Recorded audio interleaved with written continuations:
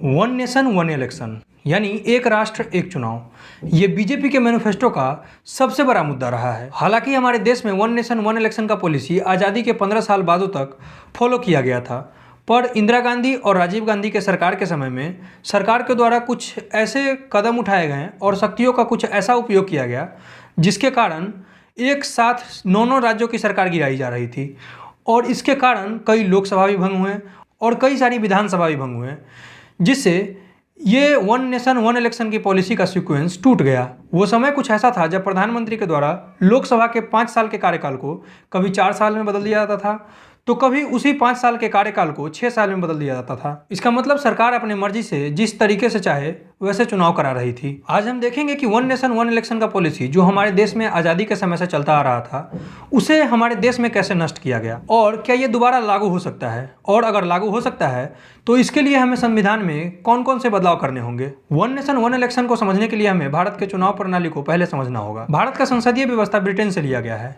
जहां ब्रिटेन में house of common, house of Lord और मोनार्क का सिस्टम है। इसी प्रकार भारत के संसद में लोकसभा, राज्यसभा और भारत के राष्ट्रपति का स्थान है। ब्रिटेन के हाउस ऑफ कॉमन के बराबर हमारे देश की लोकसभा है, हाउस ऑफ लॉर्ड के बराबर हमारे देश की राज्यसभा है, और वहाँ के मोनार्क के बराबर हमारे देश की राष्ट्रपति है। भारत में प्रत्यक्ष रूप से 3 स्तर पर चुनाव होता है, लोकसभा, विधानसभा और पंचायत के स्तर पे। प्रत्यक्ष रूप का मतलब है जहाँ पे आप डायरेक्टली जाकर अपने प्रतिनिधि को अपने वोट से चुनते हैं। लोकसभा के चुनाव में हम अपने एमपी यानी मेंबर ऑफ पार्लियामेंट को चुनते हैं, जो कि हमारे लोकसभा क्षेत्र से आता है, और आगे चलकर देश में बहुमत में आई पार्टी अपने सभी एमपी में से एक का चुनाव प्रधानमंत्री के पद के लिए करता है। ऐसा ही विधानसभा के इलेक्शन में होता है, जहां हम प्रत्यक्ष रूप से जाकर एमएलए का चुनाव करते हैं, जो कि हमारे ही विधानसभा के क्षेत्र से आता है, और वो हमारा चुना गया एमएलए आगे चलकर राज्य में मुख्यमंत्री का चुनाव करता है। और अगर आप ग्रामीण क्षेत्र से आते होंगे तो वहाँ पे पंचायत स्तर पर चुनाव होता है, और अगर आप शहरी क्षेत्र पे आते होंगे तो वहाँ पे म्युनिसिपल कॉर्पोरेशन का चुनाव होता है। ग्राम पंचायत और म्युनिसिपल कॉर्पोरेशन का चुनाव स्टेट इलेक्शन कमीशन के द्वारा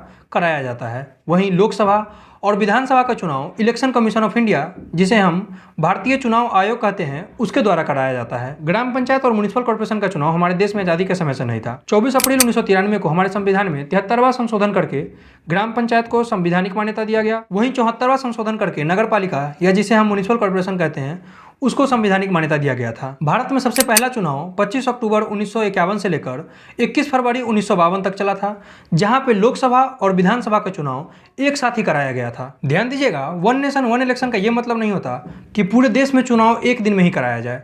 ये चुनाव कई फेजेज में हो सकते हैं। इसका ये मतलब है कि एक दिन में ही एक क्षेत्र की जनता अपने विधानसभा के कैंडिडेट को, अपने लोकसभा के कैंडिडेट को और अपने लोकल बॉडीज़ के कैंडिडेट को एक साथ ही चुन सकती है। इसे एक एग्जांपल से समझते हैं। मान लीजिए आप जिस क्षेत्र में रहते हैं वो क्षेत्र किसी न किसी लोकसभा के अंतर्गत आता होगा, वही क्षेत्र किसी न किसी विधानसभा के भी अंतर्गत आता होगा।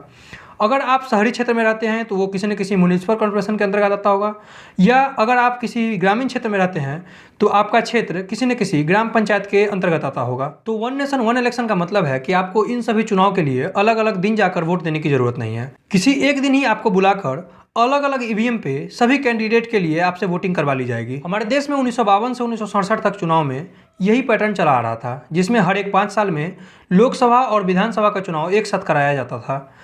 जहां हमारे देश में पहला चुनाव 1952 में हुआ, तो उसका अगला चुनाव 5 साल बाद 1957 में कराया जाए, और उसका अगला चुनाव 5 साल बाद 1962 में कराया गया, और उसका अगला चुनाव 5 साल बाद 1967 में कराया जाए।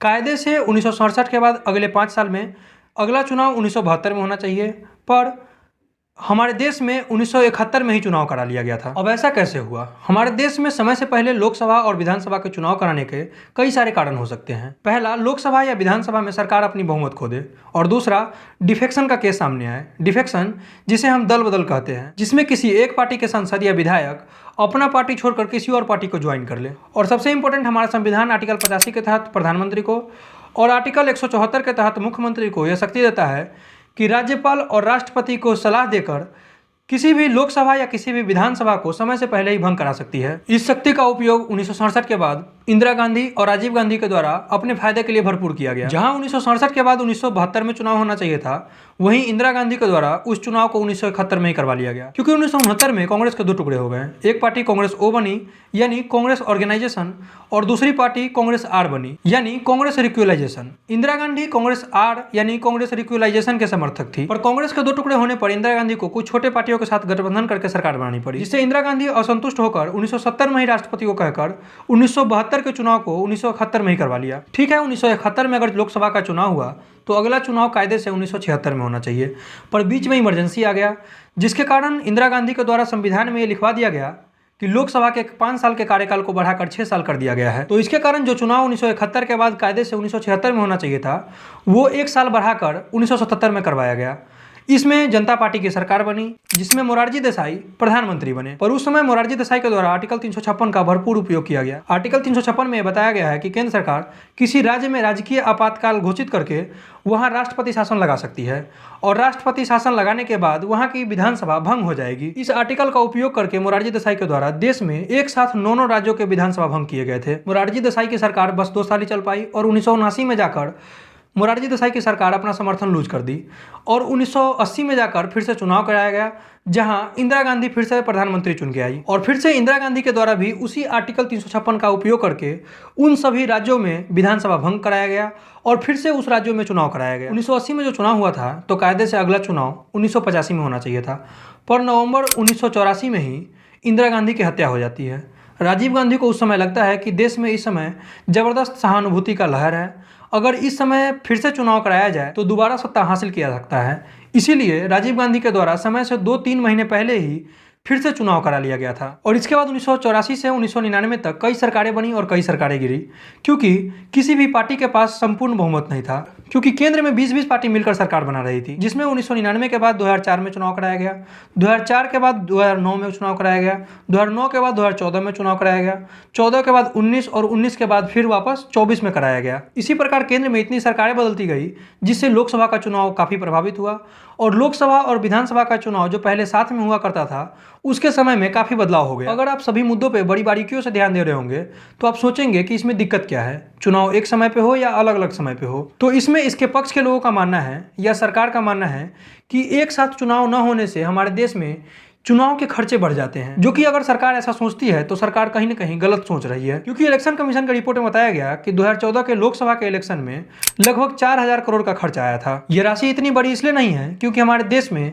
जीएसटी से 1 महीने का कलेक्शन लगभग 1 लाख करोड़ के आसपास है। अगर इतने रुपए भारत के डेमोक्रेसी के लिए खर्च किया जाए तो ये कोई बड़ी बात नहीं है। और इस रिपोर्ट में इलेक्शन कमीशन के द्वारा यह भी बताया गया कि हर राज्य के चुनाव में लगभग 200 से 300 करोड़ रुपए का खर्च आता है, और लगभग मान लें तो लोकल बॉडीज के चुनाव में भी हर राज्य में 200 से 300 करोड़ के आसपास का खर्च आता है। तो अगर सभी राज्यों के विधानसभा का चुनाव का खर्च, देश के लोकसभा का चुनाव का खर्च, और साथ ही अगर लोकल बॉडीज के चुनाव का खर्च को एक साथ देखा जाए तो ये आंकड़ा 19,000 करोड़ के आसपास बैठती है, जिसमें 2014 की रिपोर्ट में इलेक्शन कमीशन का मानना है कि अगर देश में सभी चुनाव को एक साथ कराया जाए तो हम इस 19,000 करोड़ के खर्च को महज 4500 करोड़ के खर्च में समेट सकते हैं, जो सोचने का मुद्दा है। पर यह मुद्दा इतना बड़ा भी नहीं है। वन नेशन वन इलेक्शन न होने से जो मुख्यतः समस्या आती है वो है गवर्नेंस की समस्या। नीति आयोग ने 2017 में एक रिसर्च पेपर पब्लिश किया, जिसमें नीति आयोग के द्वारा यह बताया गया कि पिछले 30 सालों में कोई भी साल ऐसा नहीं निकला है जिसमें किसी न किसी राज्य में चुनाव रहा हो, जिसके कारण हमारा देश हमेशा इलेक्शन के मोड में रहा है। क्योंकि इलेक्शन से पहले इलेक्शन कमीशन के द्वारा एक model code of conduct announce किया जाता है, जिसे हम आदर्श आचार संहिता के नाम से जानते हैं, जिसमें कोई भी सरकार अपना नया काम अनाउंस नहीं कर सकती है। इस प्रोसेस को पॉलिसी पैरालिसिस कहते हैं, यानी केंद्र सरकार कोई ऐसा घोषणा नहीं करना चाहती जिससे उसे किसी राज्य के चुनाव में घाटा हो जाए। सभी सरकारें ये चाहती हैं कि उस समय जनता से कुछ ऐसे वादे किए जाएं जिससे तत्कालीन रूप से लोगों का वोट मिल सके। तो इलेक्शन का खर्च बढ़ जाएगा, ये पक्ष तो उनका है जो वन नेशन वन इलेक्शन के पक्ष में है। और एक बार उनके मुद्दे पे भी ध्यान दीजिए जो लोग इनका विरोध कर रहे हैं। वन नेशन वन इलेक्शन के विरोध में हमारे पूर्व chief election commissioner SY Qureshi का मानना है कि बार बार चुनाव होने से सरकार के लोगों के बीच अकाउंटेबिलिटी यानी जवाबदेही बनी रहती है, जो कि एक अच्छा तर्क है। पर इससे भी महत्वपूर्ण मुद्दा यह है कि एक साथ चुनाव होने पर लोकल इशू नेशनल इशू के सामने दब जाती है, जिसमें आमतौर पर देखा गया है कि जब शीर्ष पर एक अच्छा लीडर होता है तो लोग अपने लोकल इशू को भूल जाते हैं और वो बहाव में आ जाते हैं। जैसे कि बिहार का लोकल इशू बाढ़ का है और चुनाव के समय राम मंदिर का मुद्दा उठ जाए तो लोग लोकल इशू को भूलकर राम मंदिर के बहाव में बह जाते हैं। यहाँ तक तो आपने वन नेशन वन इलेक्शन के दोनों पक्षों के तर्क को समझा, और इसे लागू करना इतना आसान नहीं है, क्योंकि इसे लागू करने के लिए हमें संविधान में बहुत सारे संशोधन करने होंगे। पहला संशोधन हमें आर्टिकल 85 और आर्टिकल 174 में करना होगा, जिससे कोई भी प्रधानमंत्री या कोई भी मुख्यमंत्री किसी भी लोकसभा और विधानसभा को समय से पहले भंग नहीं कर सकती है। और दूसरा संशोधन आर्टिकल 83 और आर्टिकल 172 में करना होगा, जो ये कहती है कि कोई भी लोकसभा या कोई भी विधानसभा का कार्यकाल 5 सालों का होता है। इसमें बदलाव करके ये मेंशन करना होगा कि अगर कोई लोकसभा या विधानसभा किसी कारणवश भंग होती है तो अगले बनाए गए लोकसभा या विधानसभा की कार्यकाल बचे हुए समय के लिए ही होगी, न कि अगले 5 सालों के लिए होगी। और तीसरा बदलाव हमें आर्टिकल 324, 243 का के और 243 का ZA में करना होगा, जिससे स्टेट इलेक्शन कमीशन और इलेक्शन कमीशन अलग अलग काम न कर दोनों एक साथ ही आकर काम करें। और चौथा बदलाव लोकसभा, विधानसभा और लोकल बॉडीज के टेम्पररी टाइम में करना होगा, जिससे फिर से एक नया शुरुआत किया जा सके। यानी अगर हम इलेक्शन अप्रैल के माह में कराना चाहते हैं, अगर किसी विधानसभा का कार्यकाल जनवरी तक का है तो उसे एक्सटेंड करके अप्रैल तक कर दिया जाए, और अगर किसी विधानसभा का कार्यकाल अगस्त तक का है तो उसे रिड्यूस करके अप्रैल तक कर दिया जाए, ताकि फिर से एक नई शुरुआत की जा सके। ये सभी बातें हुई वन नेशन वन इलेक्शन के सभी महत्वपूर्ण बिंदुओं पे। इस पे आपका क्या राय है, आप कमेंट में जरूर बताएं। बहुत बहुत धन्यवाद।